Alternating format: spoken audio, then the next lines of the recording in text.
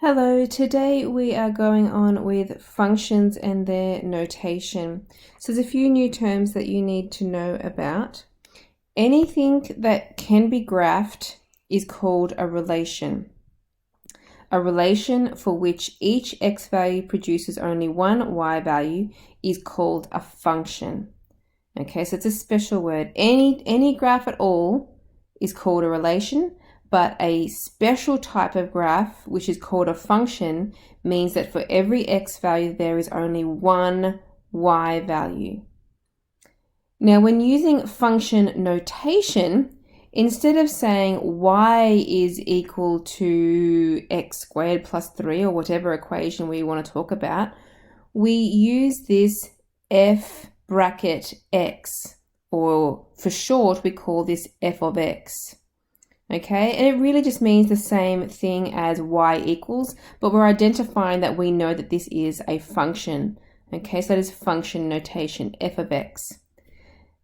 Okay, now let's keep reading. And that means that y depends on what value we give x in the function. We say that the graph is a function of x, which is why we say f of x. Graphically, a function is something that passes the vertical line test, which means any vertical line, if you draw it through your graph, will only cut through the graph once. Okay, so that's how we test to know if something is a function or not. So in the example number 1 here, it says apply the vertical line test to determine if the following relations are actually functions or not.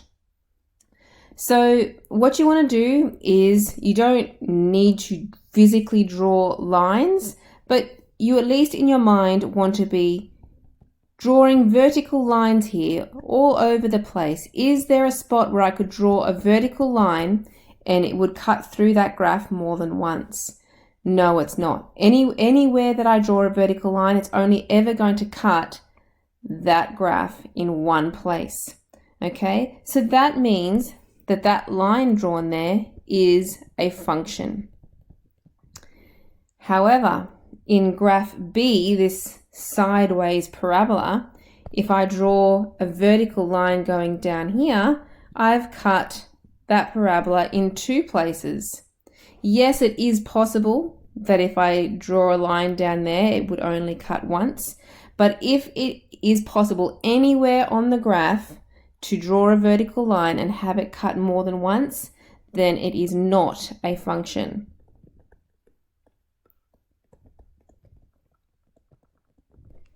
Okay, so in part C, we have a circle. If I draw a vertical line, then it's going to cut that circle at 2 spots. So that means that it is not a function.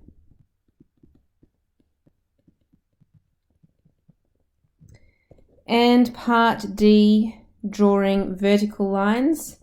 I've only cut once there. No matter where I draw that vertical line, it's only ever going to cut that graph in one place. So that last one is going to be a function. Okay, so that's identifying from the graph what is a function. But in question 2, we're just given, well, in part A, we're given a bunch of coordinates. And we need to know, it says, which of the following are functions. Now remember, the formal definition of a function is that for every x value, there is only one y value. So if I have an x value of 2, I have a y value of 4. X value of 4 is 8. 8 is going to 16. And what is happening, as my x values are going up across here, 2, 4, 8, and then 9, my y values are also going up, 4, 8, 16, 17. So that would lead me to believe that that is going to be a function. None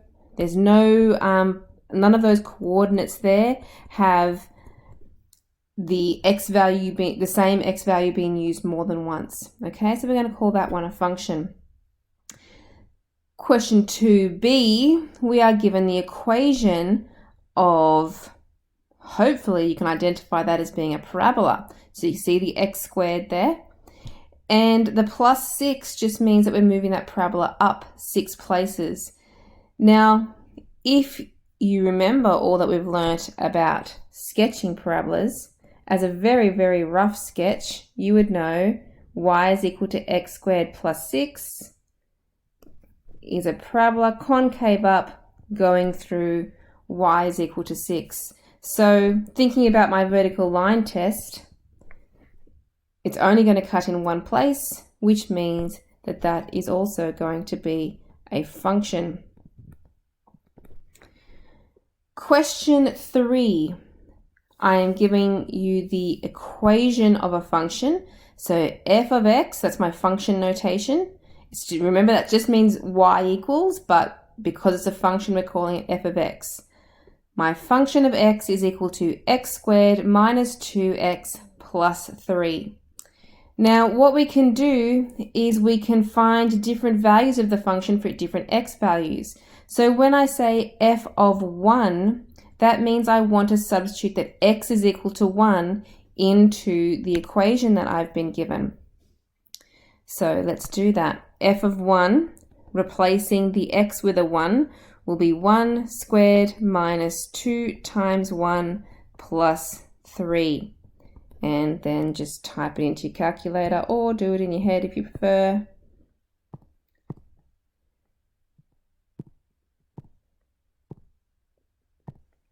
Is 2.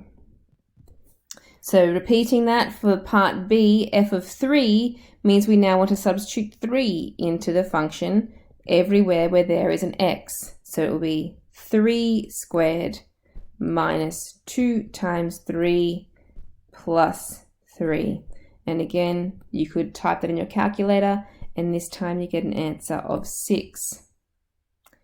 Part C, f of minus 2, we want to put minus 2 everywhere where there is an x. So remember, if it's a minus, you need to have brackets around it. Minus 2 squared, minus 2 times by minus 2 plus 3.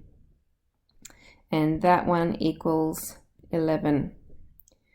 Part D is a little bit trickier. I want to substitute 2a everywhere where there is an x. So that would be 2a all squared. I put that in brackets so that we remember to also square that 2 as well. Then we have a minus sign, minus 2 times by 2a plus a 3. Now it's not going to come out as a nice number here, but we can simplify the expression a little bit. So 2a squared means I have to square the 2, which is 4a squared. Minus 2 times 2 is minus 4a, and a plus 3 on the end. There's no like terms. That's as simplified as I can make it. Question 4. This is something that's a little bit new here as well. It says write down the permissible x and y values, which are known as the domain and range for each of the following. Okay, so these words, domain and range, you're going to use those a lot in graphing topics of advanced maths. So whenever you draw a graph, the domain represents all the possible x values that you can have. So maybe let's make a note of that. It means the possible x values. And the range represents the possible y values.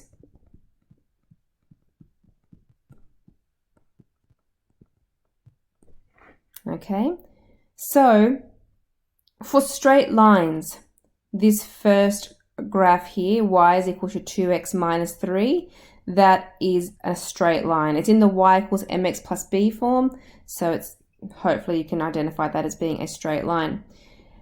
Any straight line, except for the horizontal and vertical ones, they could be an exception, but all the other sloping straight lines have all possible x values and all possible y values.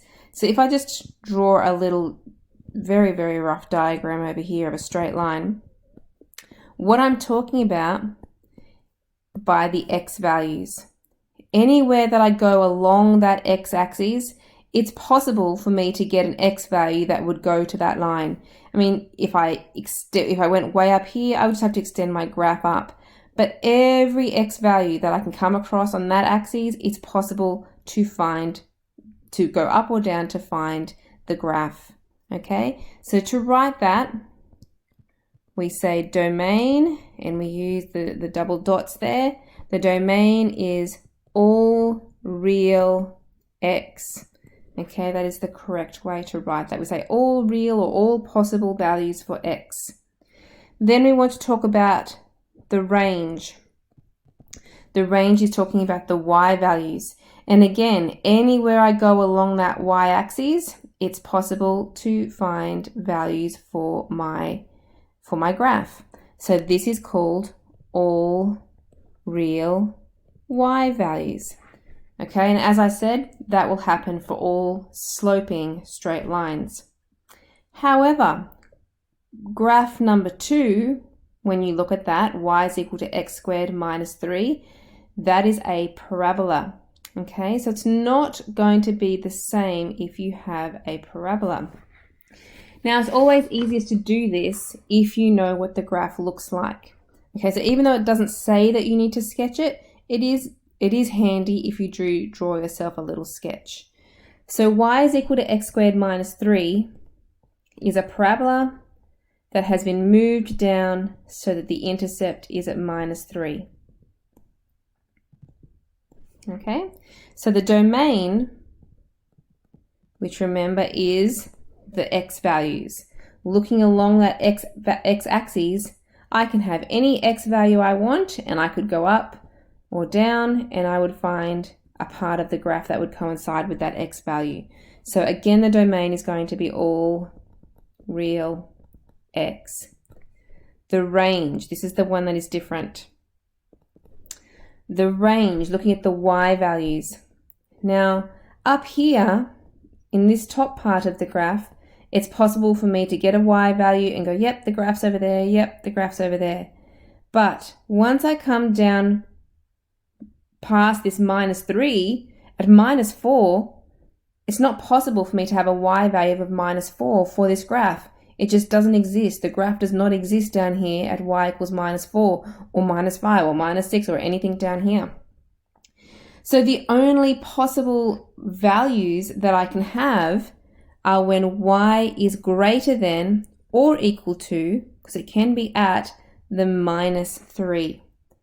Okay, so that's how we write it. The y has to be greater than or equal to minus 3. It cannot be less than that. The graph does not exist down there. Okay, so there's a few new concepts in there today. Have a go of exercise 9H.